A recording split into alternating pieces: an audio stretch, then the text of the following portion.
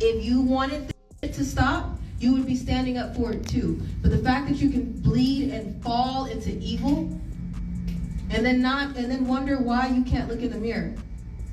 If you have children, wonder why there's even a crumb of something dangerous near them. Allie Carter just went MIA again after she dropped a major bombshell about what she went through in the hands of the CIA. When Allie initially started revealing details of what she went through, people thought she was only talking about the missing people. However, she recently shook the table again with some new allegations, and it has to do with MK Ultra. She claims she was a victim of this herself. This isn't her just telling us what she witnessed other people go through. This is her giving us the rundown of her own experience. Allie has been at this for a hot minute now, but people didn't take her seriously till the stuff with Diddy came out. Now, as I said, even before her recent claims about MK Ultra, she had already made some wild claims concerning people being subjected to disturbing things in the industry. The reason Allie knows all these things is because she claims when she was 15 years old, she was snatched up from the orphanage and forced into all of it. She said she saw people of her age confined to chains while rituals were performed on them. Allegedly, most of them didn't make it out. Again, she only talks, and she has never once given any concrete evidence for her claims, so take everything at your own discretion. There are 3-4-year-olds that people take pride in sticking bars of children.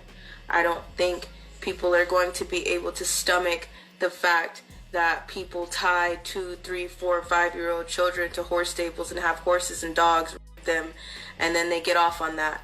I don't think people are going to be able to stomach the fact that people hang children upside down in satanic ritual abuse meetings, and they literally hang them. Literally, by metal prongs, they hang them to get blood dripping out of them, and people go up under and like you're under a rainfall to take their blood. Now, some of y'all might be wondering where these people were snatched up from and why they haven't been reported missing. Apparently, most of them were actually being shipped into the United States from poor countries, and others were actually given to wealthy elites by their parents in exchange for a check. They allegedly had this other ritual that involved making some starve themselves for days so they wouldn't, you know what, in the middle of freak-offs. And according to Allie, theirs were overfed with foods, so they end up having a bowl movement in the middle of the freak-off. It was either one or the other, and this was allegedly done because some of the grown people had a number 2 fetish. When I went, they tried to feed us, and I remember it because when Pig you night. have to do Say what? orders, jobs like that, you don't eat. You're not allowed to eat. You actually have to starve yourself, because when you have to do those type of jobs, you can't eat because you will throw up. Really? If you are doing, or if you are a guy doing it, you will shit everywhere. Now, when it comes to the MK Ultra allegations, Allie said the CIA allegedly worked along with CPS officers to use vulnerable people in those operations. And of course, she was parted. She alleged that the agents who handled the MK experiment would deliberately play with their mind to split her personality. Every time she resisted, they punished her to teach silence. Soon, it went from the old-school MK Ultra to aftershock programs. This included them using triggers like whispers and finger snaps to cause her to freeze, blackout, or switch personalities.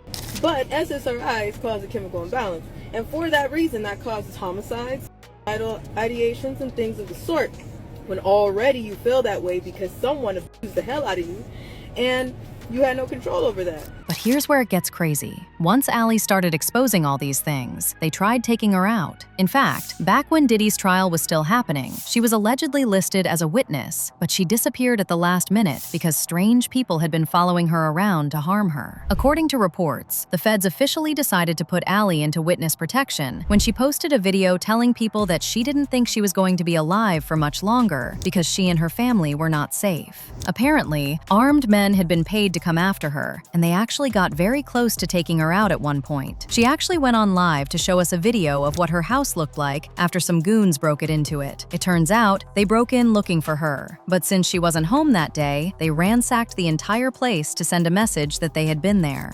You get pressured, attacked, harassed, stalked, and hunted down for your own information. You get a and re-victimized again by people who wanted to argue a back and forth this week like that fucking mattered. Okay, you had Stu Peters and Timothy Charles Homestead going back and forth, and nobody has even bothered. Not that I give a damn, and not that I understand that you guys are gonna be that selfish, but nobody has bothered to apologize for all the hell that has happened. But you guys were arguing back and forth, and in that meantime, we lost our home. You don't believe me? Here you go. What once was a full house, we were still paying rent on our house. What we were doing this whole time was moving everything because our house is gone. Our house is gone. This is the price. This is the price of speaking out. What was our beautiful 3-bedroom acre home on 21225 Standing Rock Avenue, because everybody has the address, because organizations that were attached to Marx, Sawyer, and many other organizations decided to put out the address, my license plate to one of my cars, and many other of my shit. So here you go. You can have it, right? Because this is what happens when you speak out. This is what happens when you tell all the truth. This is what happens when you decided to stand up for the children, and when you understand that survivors don't just get to do a seminar, and when you understand that survivors don't just get to just be and then show up somewhere and talk and monetize every fucking thing that they're saying. When you realize that that shit is bull, then you will understand. Look at the tactics and pay attention. Pay attention. I'm still not asking you for a damn thing but to wake up. I'm not asking you for a damn thing but just to get outside. I don't give a damn about money, numbers on my platforms. You can fucking have all of it. You took everything. The only thing that I give a shit about right now is the fact that there is a baby in the way. There's babies in the way. There are people that I love that I can't get out of the way. What am I supposed to do when the people in the authority that you're supposed to go to, you can't go to them? Allie wasn't upset with the feds for not taking her seriously. At the end of the day, we all know these feds are bought and very much in the control of the elites. Allie was more upset with people for not taking her seriously. She claims that instead of them standing with victims, they just sensationalize them into internet memes. Nobody ever thinks about the victims. Nobody. The victims' lives get turned around when the predators' lives want to just get announced. You slap them on the wrist and you bring up every source of trauma for the victim. But nobody wants to stop and think about that. We're not talking about the victims that are still going through the right now with other people who are running to cover their and deleting their social medias page. Now, if only the FBI had not ignored Allie and actually taken her seriously right from the start, most of these hidden underground tunnels that she claims they use to perform the MK Ultra experiments and mess with children wouldn't exist. Allie said the reason she held back from speaking about this for so long is because she knew people weren't going to believe her, and she clearly wasn't wrong, because they haven't been believing her at all, even though she has dropped receipts for everything. Oh, but Allie didn't stop there. During a recent live stream, she went into details about the process of how exactly the people were selected for these wild experiments and ritualistic activities. And it's honestly the most bizarre thing you'll see today. Then there's certain things that they don't get on them for and worry about. Quinceañeras, yeah. So there's something to help you understand it a little bit of everywhere.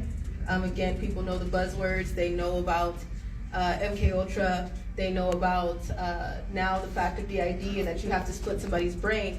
But what they don't understand is how all that stuff takes place, and nobody talks about how to live with it. A social service worker who also witnessed people being messed with stepped into the chat and supported all the claims Allie made. So Allie Carter is a survivor of SRA, Mary Kate Ultra, and human transport. First of all, there were multiple CPS reports from her biological home.